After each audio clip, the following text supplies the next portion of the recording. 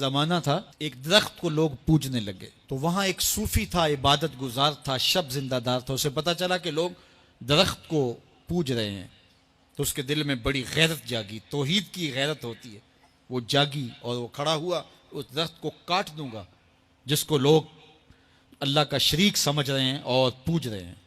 ہاتھ میں کلہاڑا پکڑا اور اس درخت کو کاٹنے کے لیے نکلا. راستے کے اندر شیطان کھڑا تھا. اس نے کہا میں تو نہیں جانے دوں گا، اور شیطان نے راستہ روکا. اس نے پٹک کے شیطان کو زمین پہ مارا اور اس کی چھاتی پہ بیٹھ گیا. شیطان بہت مکار ہے اور وہ ہر ایک کو ایک طریقے سے نہیں لوٹتا، اس کے بڑے مکر و فریب اور دجل و تلبیسات ہیں.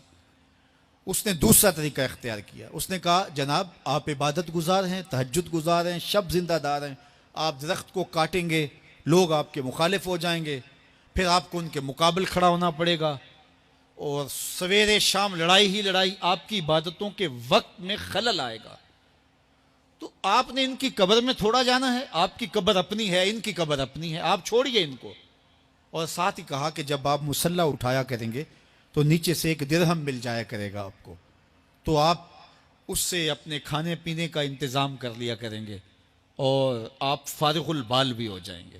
اس طرح باتوں میں لگایا اور وہ زاہد صاحب واپس آ گئے. نماز پڑھی، مصلی اٹھایا، درہم ملا، بڑے خوش ہوئے اور دلیلیں تراشنے لگے. واقعی مجھے کیا لگی، تمہیں غیر سے کیا، تم اپنی نبیڑو، تم اپنی قبر میں جانا ہے، جائیں وہ بھاڑ میں، مجھے کیا لگے، مجھے ان کے بارے میں کیا پوچھا جانا ہے.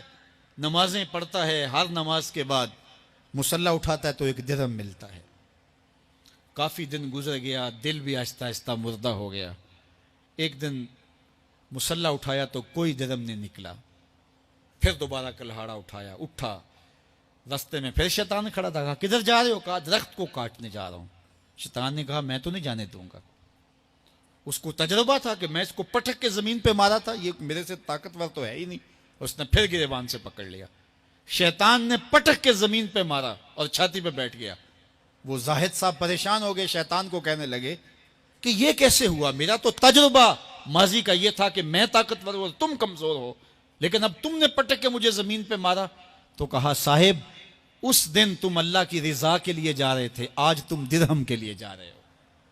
تو جب عمل میں خلوص نہیں رہتا تو پھر عمل نہیں رہتا، عمل میں قوت نہیں رہتی، پھر سجدے بے روح ہو جاتے ہیں، نمازیں بے ذوق ہو جاتی ہیں، صفیں کج دل پریشاں، سجدے بے ذوق کہ وہ جذب اندروں باقی نہیں.